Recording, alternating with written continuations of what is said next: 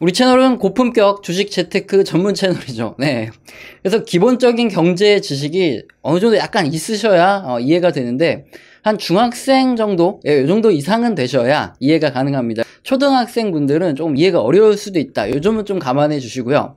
그리고 글로벌 경제 현상과 주가 움직임을 최대한 제가 쉽게 설명을 해 드리려다 보니까 이해가 안 갑니다. 또는 뭐 왜 그런가요? 이런 질문이 굉장히 많을 때가 있어요, 댓글로.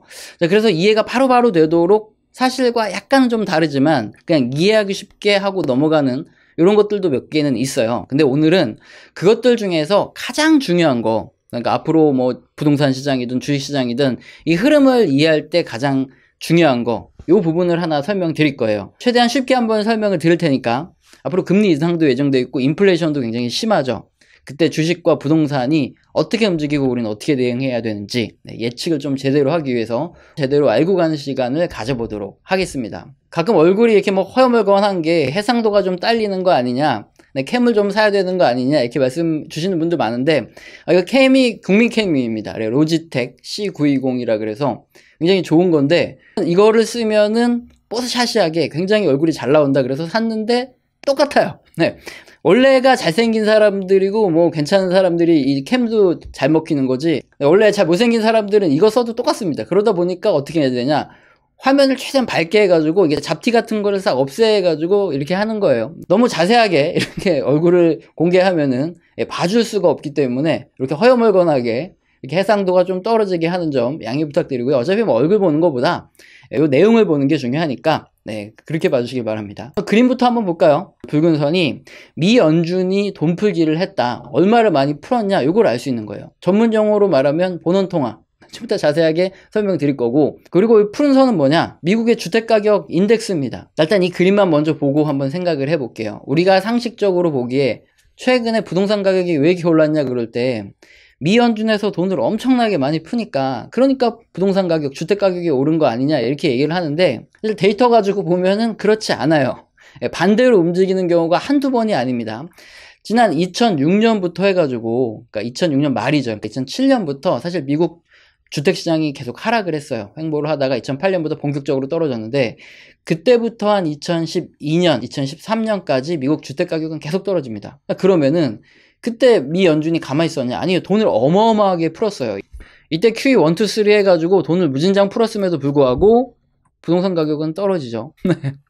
자, 그리고 또 반대로 미 연준에서 돈을 쪼인다, 돈 풀기를 안 한다, 그러면 여기 붉은 선이 이렇게 떨어져 내려가는데, 그때 부동산 시장도 같이 폭락해야 되는 거 아니냐 이렇게 생각할지 모르는데 오히려 미국 부동산 시장은 또 올라갑니다. 이 두 구간만 봐도 미 연준이 돈을 푼다고 부동산 시장이 올라가는 것도 아니고, 미 연준이 돈을 쪼인다, 뭐 금리 올리고 하면서 돈을 덜 푼다고 부동산이 빠지는 것도 아니구나, 그걸 알 수 있다는 거죠. 그래서 저도 이 데이터 이렇게 보여드리고 나면은 그러네 이러는 분들이 굉장히 많습니다. 왜냐면은 최근에는 미 연준이 돈을 풀 때 보면 미국 주택가격도 같이 올라갔잖아요. 이 데이터만 보고 이런 논리를 펼치다가 한 10년, 20년 전 데이터만 가지고 보아도 틀리네 이렇게 하는 경우가 굉장히 많은데, 이런 걸 가지고 또 우리는 전문 용어로 팩트다 뭐 이렇게 얘기하는데, 그러면은 이런 데이터를 꼭 들이밀면은 하시는 말씀들이 있죠. 그래, 주택가격은 금리라든가 돈 풀기와 상관없어, 수요와 공급이 결정을 하는 거야, 이렇게 말씀하시는 이제 뭐 소위 부동산 전문가분들이 많으신데,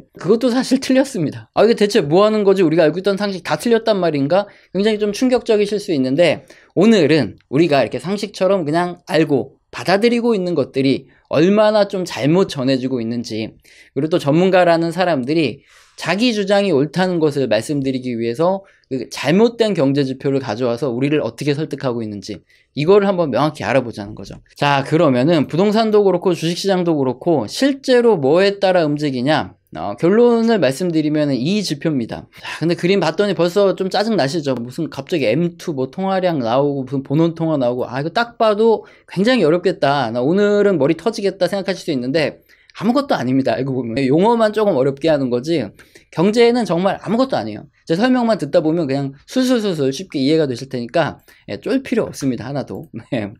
자, 이 그림이 뭐냐 한번 같이 보면은, 이게 M2 통화량인데 이게 단순해요. 그냥 미국 경제 전체에 돌아다니고 있는 이 달러의 양이다, 네, 달러의 총량이다 이렇게 보시면 돼요. 그럼 알아본 김에 우리나라 M2도 한번 볼까요? 예, 우리나라의 통화량, 원화 총량은 이렇다. 이렇게 푸른 선이 이렇게 움직이는 거 보이는데, 자, 뭔가 다른 게 있죠. 미국 통화량 같은 경우에 보면 2020년 코로나 이후에 이렇게 수직으로 급등하는 모습이 보이는데, 우리나라 같은 경우에는 코로나 이후에 그렇다고 수직으로 급등까지는 아니에요. 그냥 흐름에서 조금 더 올라온 수준이지. 요거는 조금 이따 좀 설명을 드리고, 이제 굉장히 쉬운 설명, 자, 이렇게 들어가겠습니다. 자, 이런 통화량 뭐 이러면은 굉장히 생소해요. 경제를 안 배우신 분들은 대체 이게 무슨 소리냐 이렇게 생각할 수 있는데, 한 국가를 돌아다니는 뭐 달러라든가 우리나라 같은 경우에 원화, 이 화폐의 총량, 전체적으로 막 사이버머니 이런 거 다 포함한 화폐의 총량이다 이해하시면 된다고 말씀드렸는데, 제가 좀 더 쉽게 이해하시기 위해서 예를 들어서 한번 설명드릴게요.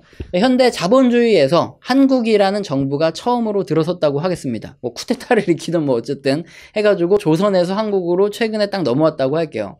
일단 중앙은행인 한국은행에서는 100만원 정도의 화폐를 딱 찍어냈다. 네, 하겠습니다. 그러면은 그럼 한국중앙은행에서 알아서 이걸 갖다가 개인들한테 푸나요?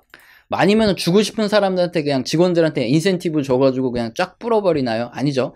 반드시 한국은행이 돈을 찍었다. 그러면 정부의 승인이 있어야 쓸 수 있죠.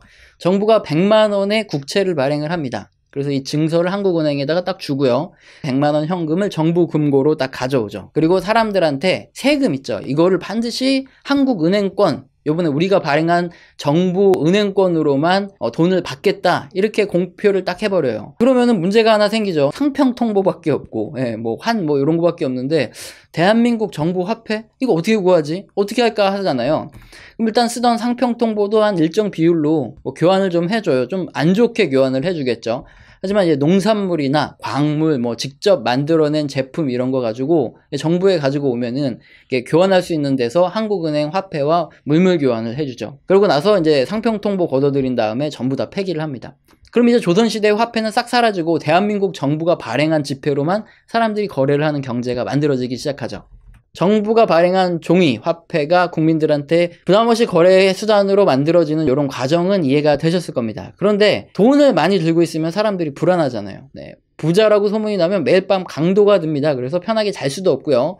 경비를 두지 않고서는 살 수가 없죠. 경비 비용이 많이 나가니까. 그래서 만들어진 게 뭡니까? 은행이죠. 네, 은행에 돈을 맡겨두면 은행은 나의 신분을 딱 확인하고 얼마 맡겨뒀다 요거 확인한 다음에 돈을 맡아주죠. 거기다가 은행이 나한테 받은 돈으로 대출까지 해주고 소정의 이자까지도 되돌려주니까 많은 사람들은 집에다가 깔고 현금을 둡니까? 아니면 은행에다 넣습니까? 당연히 은행에 맡겨두죠. 그럼 이해가 바로 됩니다. 처음에 중앙은행이 100만원을 찍어내면 정부가 국채를 은행에다 주고 이거를 가져오고요. 역시나 국민들이 막 물물 교환을 하든 뭘 하든 해가지고 100만원을 전부 다 가져갑니다. 뭐 세금이 10%라 그러면 정부의 그 중에 10만원은 가져오고 90만원이 돌아다니는 그러면 90만원은 사람들이 어떻게 하냐? 은행에다 넣어놓죠. 그러면 그 은행은 뭐 한 10만원 정도 은행 창고에 두고 80만원 정도를 또 대출을 해줍니다. 그러면 80만원 대출 받은 사람은 뭐 부동산을 사든 아니면 물건을 사는데 그걸 매도하는 사람들은 또 은행에 집어넣잖아요. 그럼 또 여기 또 대출이 되고 왔다 갔다 하면서 이게 레버리지가 엄청 커지는 거죠. 이렇게 처음에 중앙은행은 100만원만 찍어냈지만 이 돈은 뭐 은행에 들어가고 대출되고 은행에 또 들어가고 왔다 갔다 하면서 실제로 국가경제 전체에서 이렇게 사이버머니도 포함하고 현금도 포함해가지고 거의 10배인 1000만원의 통화가 돌아다니는 것처럼 이렇게 만들어지는 효과가 난다. 이게 바로 통화 뭐 승수의 개념, 이게 전문 용어죠. 근데 이 과정만 이해를 하시면 돼요. 대충 이해가 가시죠? 그럼 어떻게 구하는지도 대충 머릿속에 감이 잡히죠. 일단 현금, 현금에다가 예금 기간의 예금, 이거 사이버머니죠. 그렇지만 어쨌든 인출하면 돈을 빼서 쓸 수 있으니까. 그리고 또 예금기관의 적금, 실적 배당형 금융상품부터 금융채, 외화, 예금 등 이렇게 현찰과 은행 및 금융기관에 찍혀있는 사이버머니 총량 이런 걸 전부 다 합하면은 실제 우리 경제에 돌아다니고 있는 통화량 이 M2를 구할 수 있다 이겁니다. 마지막 부분에서 뭐 조금 어려울 수도 있지만 대략적으로 이해는 가실 거예요. 근데 문제는 꼭 이런 얘기를 드리면은 이해를 하셔야 되잖아요. 근데 우리 학교 다닐 때 꼭 공식 외워가지고 중간고사, 기말고사 보는 줄 알고 꼭 이렇게 공식만 체크를 하시는 분들이 있어요. 근데 우리가 실전 주식, 재테크를 할 때 사용할 경제, 학은 이해를 하는 거지 우리가 시험을 보는 게 아니잖아요. 그러니까 여러분 이제 치매 예방을 위해서라도 적으면서 꼭 이렇게 머릿속으로 그냥 이해하고 넘어가세요. 뭐 적지 마십시오. 우리가 흔히 혼동해서 쓰는 이런 용어라든가 이론이 얼마나 잘못된 건지 바로바로 우리가 캐치를 해낼 수 있어요. 우선 미 연준이 한 2008년 말이죠. 이때부터 QE1, 2, 3 했으니까 한 2015년 요때까지 돈을 정말 미친 듯이 찍어냈어요. 그러면은 상식적으로 생각할 때 돈을 풀었으면은 통화량도 증가를 해야겠지 생각하지만 아닙니다. 그 당시에 보면 통화량은 그냥 서서히 증가를 해요. 왜 그랬냐? 미연준이 아무리 돈을 찍어내면 뭐합니까? 사람들이 대출도 안 하고 투자도 안 하고 이렇게 은행에 그냥 돈이 묶여버리잖아요. 그럼 돈이 돌지가 않아요. 즉 통화량이 크게 늘어나지 않는다는 겁니다. 그렇다 보니까 미국의 주택가격 인덱스가 어떻습니까? 2007년부터 시작해가지고 2013년, 요때까지 2014년까지 주택가격이 계속 떨어지죠. 이걸 봤을 때 우리는 어떻게 할 수 있냐? 일단은 기본적으로 통화량이 가치 증가를 하는 구간에 부동산 시장도 상승을 하는 거지 그냥 미연준이 돈을 무지막지하게 찍어낸다고 이게 전부 다 부동산 시장으로 들어가서 부동산 시장을 올리는 게 아니다. 이거를 바로 알 수 있죠. 그리고 미국의 주택가격과 미국의 통화량이 거의 일치하게 움직였던 게 2020년이죠. 이때 왜 이렇게 주택가격이 올라갔는지도 설명이 바로 되죠. 2020년에는 코로나로 정부가 단기간에 거의 2배에 달하는 이런 본원 통화를 찍어내게 됩니다. 여기 보시면은 본원 통화가 오른쪽인데 앞자리가 3.2에서 6.4로 올라가는 거 보이시죠? 거의 2배에 달하는 본원 통화를 공급했어요. 그리고 2008년에 유동성의 함정, 아까 설명드린 거죠. 이렇게 돈을 풀어도 잘못해서 유동성 함정 빠져 있으면은 아무것도 안 된다. 통화량 늘려야 된다 해서 돈이 직접 돌 수 있도록 정책을 좀 미세하게 조정했습니다. 그래서 실물 경제로 돈을 뿌렸죠.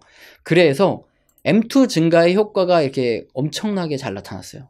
미국 본원 통화가 증가하는 속도하고 유사하게 미국 푸른선의 M2도 같이 올라오죠. 그러니까 이렇게 M2가 빠르게 올라올 때 주택가격도 이렇게 수직으로 급등해서 올라갔던 이 이유입니다. 통화량이죠. M2가 증가해야 부동산 시장이 올라오는구나. 이거를 알 수 있어요. 자, 그런데 우리가 한 가지 의문을 좀 제기를 해야 됩니다. 사실 주택가격이 급등했던 게 요 시기죠. 2007년까지 미국의 주택가격이 급등을 했고 그 다음에 한 2013년부터 이렇게 떨어졌다가 이때부터 급등을 했고 또 최근에 이렇게 미국 주택가격이 이렇게 급등을 했죠. 전보다는 솔직히 높게 올라간 건 맞아요. 기울기가 가팔라진 건 맞고 그런데 하나 조금 의문이 생기는 게 부동산 가격이 이렇게 올랐을 때 실제 통화량의 기울기가 이때처럼 이렇게 급격히 올라가진 않았다는 거죠. 2007년까지의 급격한 주택가격 상승은 통화량만으로 설명이 안 된다는 거죠. 다른 요인이 하나 더 있겠구나. 이걸 우리가 알 수 있는 건데 그게 뭘까요?